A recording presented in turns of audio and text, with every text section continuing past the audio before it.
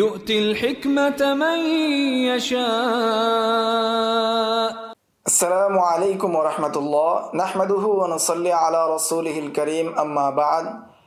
আজকের এই দর্সে আমরা আলোচনা করব কুতুবুল ওয়াফায়াত, অর্থাৎ রাবীদের মৃত্যু সংক্রান্ত যে কিতাবগুলো রয়েছে সেগুলো নিয়ে আমরা আলোচনা করব।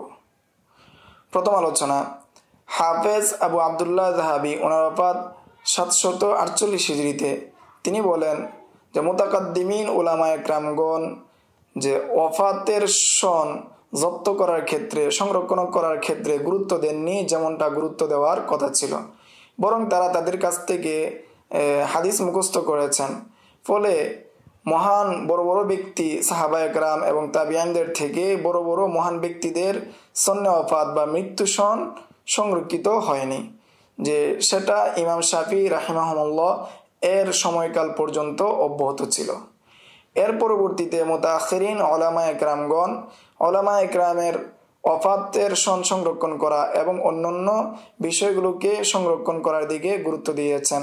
ফলে দেখা গিয়েছে এমন অনেক মাঝহুল ব্যক্তিদের ওফাতের সন সংরক্ষিত হয়েছে যাদের পরিচয় আমাদের নিকট সুস্পষ্ট জানা নেই, এবং অপরদিকে যারা প্রসিদ্ধ ইমাম ছিলেন, সাহাবায়ে কেরাম ছিলেন বা তাবিঈদের মধ্যে মহান মহান ব্যক্তিরা ছিলেন, তাদের সন্নে ওফাত সংরক্ষিত হয়নি।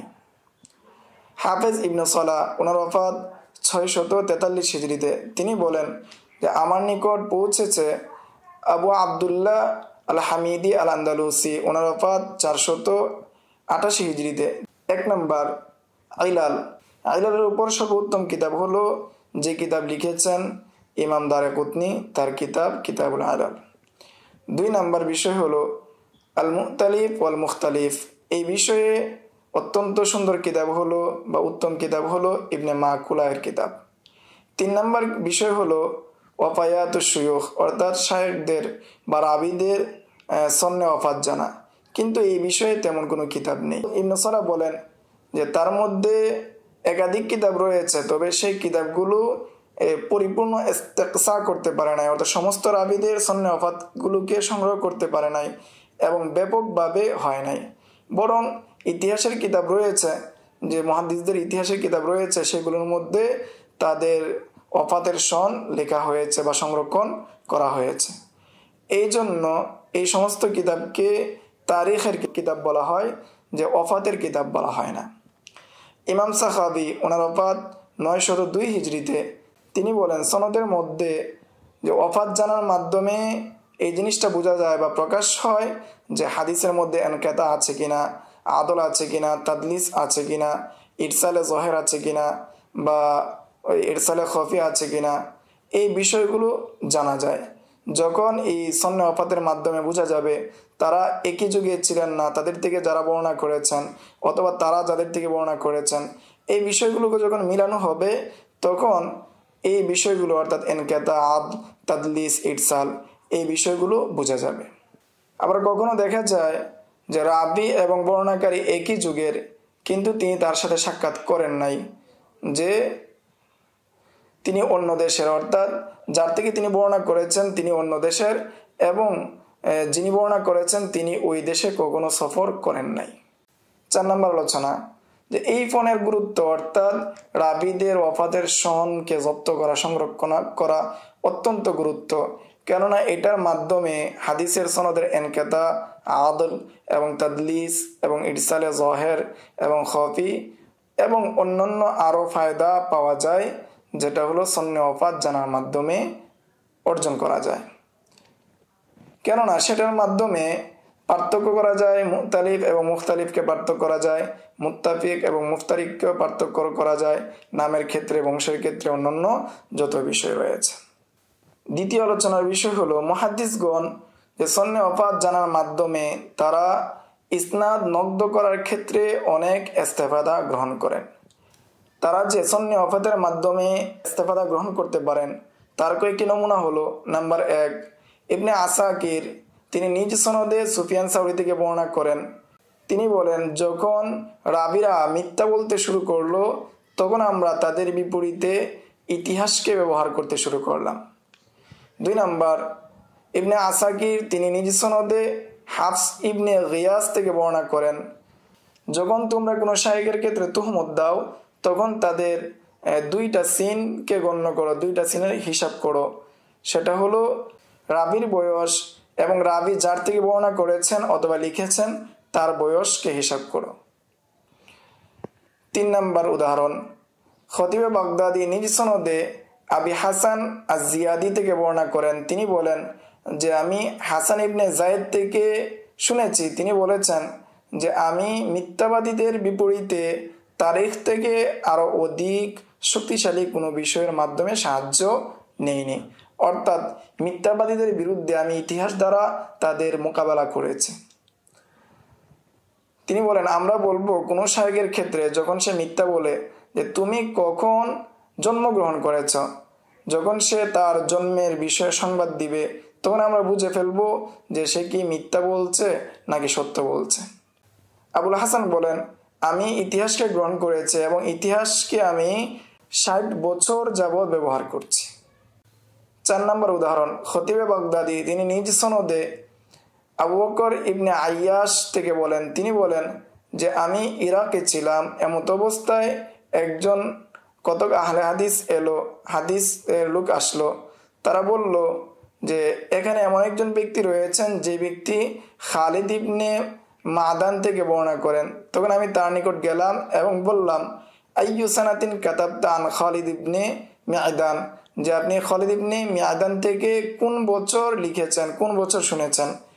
তখন সে বলল যে 113 হিজরিতে তিনি তার থেকে লিখেছেন বা শুনেছেন। তখন আমি বললাম যে তুমি কি ধারণা করো যে তার মৃত্যুর 7 বছর পরে তুমি তার থেকে লিখেছ?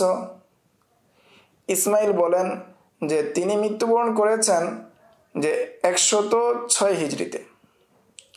5 নম্বর উদাহরণ, তিনি নিজ সনদে আবু আবদুল্লাহ আল হাকিম থেকে বর্ণনা করেন, ওনার ওফাত 405 হিজরিতে। তিনি বললেন যখন আমাদের নিকট আবু জাফর মুহাম্মদ ইবনে হাতেম আল কিশি এবং তিনি আবদ ইবনে হামিদ থেকে বর্ণনা করতে শুরু করলেন বা হাদিস বর্ণনা করতে শুরু করলেন, তখন আমি তাকে জিজ্ঞাসা করলাম তার জন্ম সম্পর্কে। তখন সে বলল সে জন্মগ্রহণ করেছে 260 হিজরিতে। তখন আমি আমার সাথীদেরকে বললাম যে এই শায়েখ আবদ ইবনে হামিদ থেকে শুনেছে তার মৃত্যুর 13 বছর পরে। 6 নম্বর উদাহরণ, আবু আবদুল্লাহ আব্দুর রহমান আদ-দারিমি তিনি বলেন আমি আবু নুআইম ফদল বিন দুকাইন থেকে শুনেছি যে তিনি উল্লেখ করছেন যে মুআল্লা বিন ইফরান থেকে, ইফরানের কথা উল্লেখ করেছেন। তিনি বলতেছেন যে আমাদেরকে আবু ওয়াইল বর্ণনা করেছেন এবং তিনি বলেছেন যে খরাজা আলাইনা ইবনু মাসউদ বিসিফিন, যে সিফিনের সময় ইবনে মাসউদ আমাদের নিকটে এলেন। তখন আবু নুআইম বললেন যে তুমি কি তাকে দেখেছো তার মৃত্যুর পরে? এখন আমরা আলোচনা করব যে সন্নে ওয়াফাতের সম্পর্কে যে কিতাব লেখা হয়েছে সেই কিতাব থেকে গুরুত্বপূর্ণ কয়েকটি কিতাব নিয়ে। নাম্বার 1, তারিখ ওয়াফাতি শুয়ুখিল বাগাবি। এই কিতাবের লেখক আবুল কাসেম আবদুল্লাহ ইবনে মুহাম্মদ ইবনে আব্দুল আজিজ আল বাগাবি, ওনার ওয়াফাত 317 হিজরিতে। নাম্বার 2, আল ওয়াফায়াত। এই কিতাবের লেখক আবুল হুসাইন আব্দুল বাকি ইবনে কানা ইবনে মারজুক আল বাগদাদি, ওনার ওয়াফাত 351 হিজরিতে। তিনি রাসূল সাল্লাল্লাহু আলাইহি ওয়াসাল্লামের হিজরত দিয়ে শুরু করেছেন এবং তার ওফাত দিয়ে শেষ করেছেন। তার ওফাত হলো, লেখকের ওফাত হলো 346 হিজরিতে। নাম্বার 3, তারিখ মাউলিদুল উলামা ওয়া ওয়াফায়াতুহুম। এই কিতাবের লেখক আবু সুলাইমান মুহাম্মদ ইবনে আবদুল্লাহ ইবনে আহমদ এবং তিনি প্রসিদ্ধ হলেন বি ইবনে জাবার আর রিবাই আদ-দামাশকি, ওনার ওফাত 379 হিজরিতে। তিনি হিজরির প্রথম সন দিয়ে শুরু করেছেন এবং 357 হিজরি পর্যন্ত তিনি লিখেছেন। 4 নম্বর কিতাব ওয়াফায়াতুশ শুয়ুখ। এই কিতাবের লেখক আবুল হাসান মুহাম্মদ ইবনে আব্বাস ইবনে ফাররাদ, তার ওয়াফাত 384 হিজরিতে। 5 নম্বর কিতাব আল ওয়াফায়াত। এই কিতাবের লেখক আবুল ফাতা মুহাম্মদ ইবনে আহমদ ইবনে মুহাম্মদ ইবনে আবিল ফাওয়ারাস আল বাগদাদি, ওনার ওফাত 412 হিজরিতে। 6 নম্বর কিতাব আল ওয়াফায়াত, এই কিতাবের লেখক আবু ইয়াকুব ইসহাক ইবনে ইব্রাহিম আস-সারখসি সুম্মাল হারবি, এবং তিনি প্রসিদ্ধ হলেন বিল করব নামে, ওনার ওফাত 429 হিজরিতে।